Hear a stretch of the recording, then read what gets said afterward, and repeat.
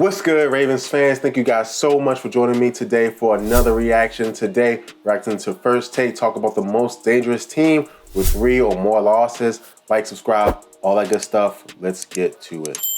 Who's the most dangerous team? I'll start with you, Fresh Boys here, with 3 or more losses. For me, it's the Arizona Cardinals. And I think DeAndre Hopkins coming back last week restored order. Right. Guys, Bar Scott is a clown for that. The Arizona Cardinals are not good. I don't care what anyone says. The defense isn't that good. Their quarterback isn't that good. Their scheme isn't that good. I really don't like the Cardinals. And I think that because they throw the ball so much, people like them.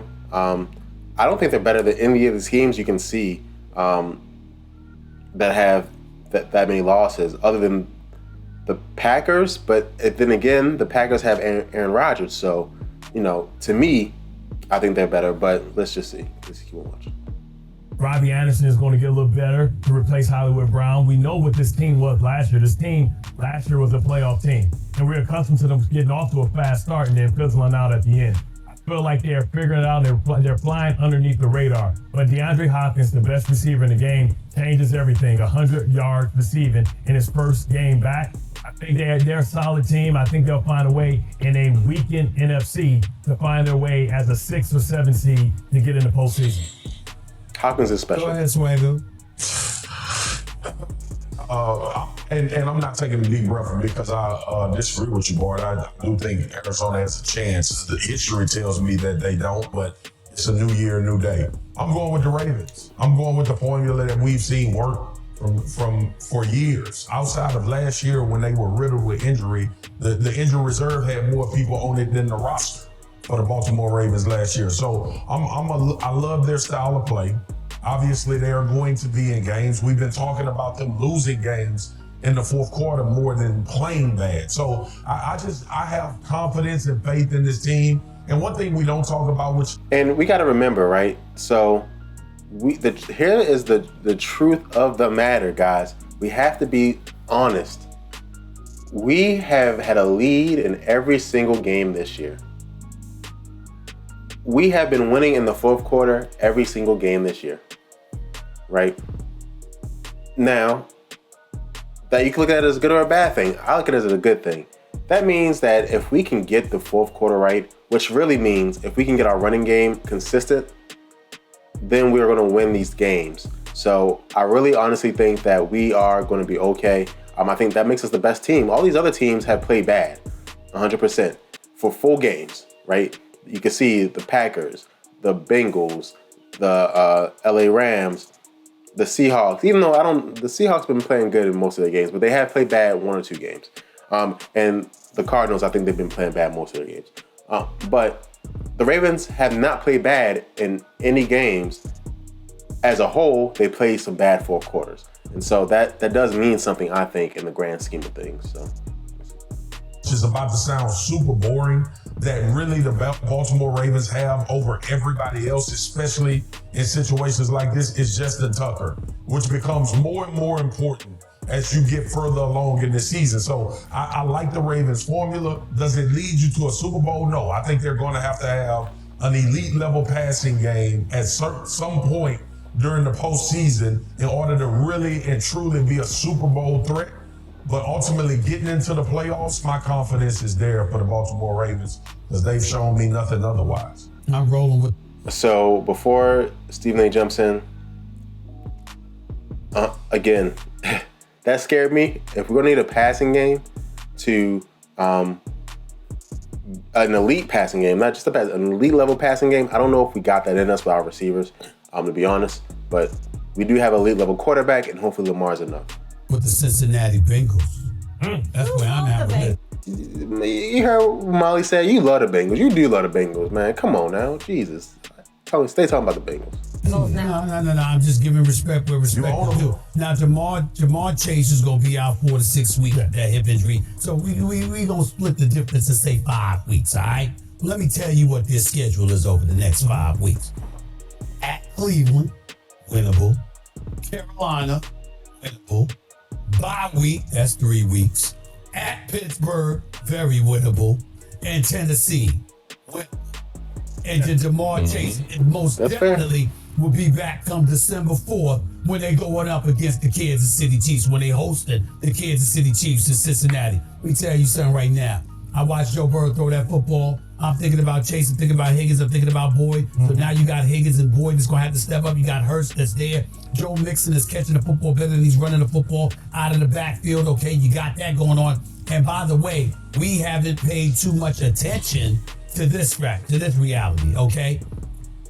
Even though Joe Burrow's been sacked. And we remember, guys, the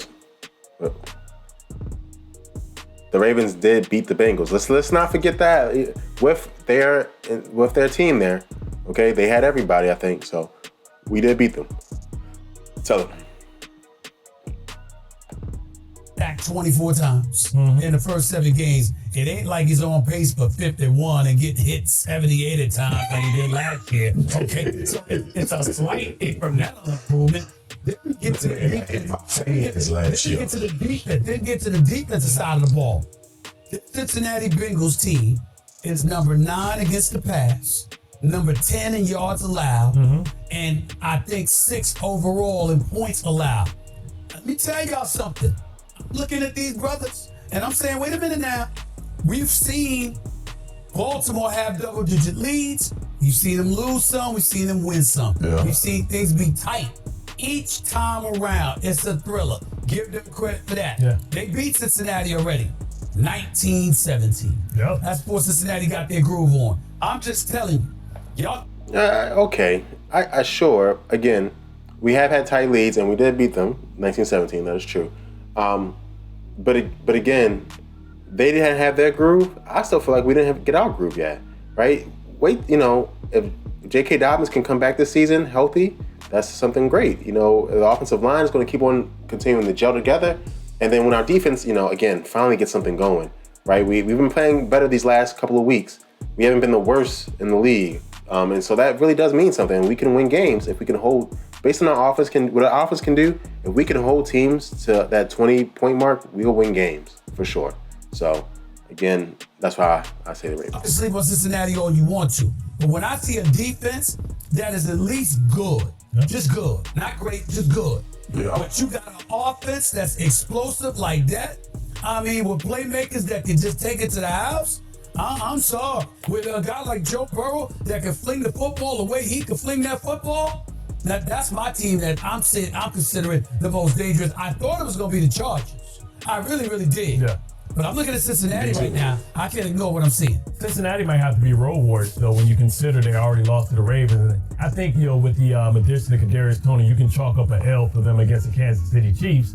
So now it's going to come down to that final matchup against the Baltimore Ravens. That means that, that's probably going to be for the division. The Ravens have an easy schedule remaining as well. They're going to get a Jabu back.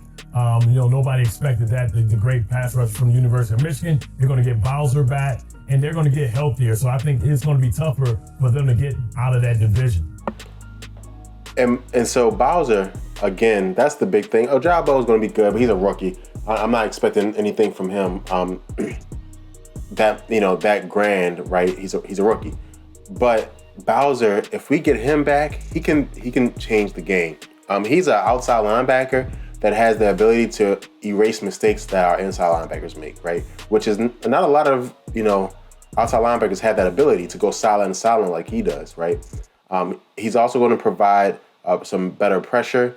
Again, I don't know what's happening with Owe. He's not what we think he is so far, but if we get Bowser back in there, and then again we keep Justin Houston, let him keep on getting sacks like he's been getting, our defense will get better, guys. It really will get better. We're not at full strength yet. We're going to get our safety back. We're going to get better as the season goes on. Okay. I'm with you, Bart. I'm not mad at Stephen A. one bit about the Cincinnati Bengals. Lou Anarumo, their defensive coordinator, has done a phenomenal job. This defense isn't giving up touchdowns in the second half of games. They've got that experience of going through the playoffs, going on the road and winning and getting to a Super Bowl. I just believe it had a lot to do with where the Ravens were last year. And that's not to discredit. Remember, Cincinnati Bengals were a 10-7 football team They went on a magical ride. Not saying they are not a good football team. They should be there at the end vying to get into the playoffs. And I don't think a lot of people want to play them if they get into the playoffs. But I'm going with the Ravens as of right now because being healthy, that run game is starting to come back and ascend itself. And then look, man, as dynamic as Joe Burrow is and what he does from the pocket with his arm and those guys around him, Lamar Jackson in those situations against teams in his division has shown us time and time again that the playmaker comes out and it changes the reality of who the Baltimore Ravens is. So I'm counting on that right now. Ask me in 3 weeks, it may be different. Awesome. All right. So again, great Swagoo, always giving that great analysis. Shout out to Swagoo. Again, 100% that I'm gonna talk about that last point, then I'm gonna let you guys go out of here. It's all about Lamar, right? If Lamar is the Ravens leader, their ace in the hole, their secret, not secret weapon. If Lamar plays great, then we're gonna have a chance. And that's, again, I don't like that our team is built that way, where it's all depending on him, but it is, and that's what it is. And so if Lamar is doing Lamar things, then we have a chance to be special. And that's just the bottom line. So thank you guys so much for watching. Like, subscribe, share, comment. Please comment. Let me answer you guys. Thank you guys so much, and go Ravens.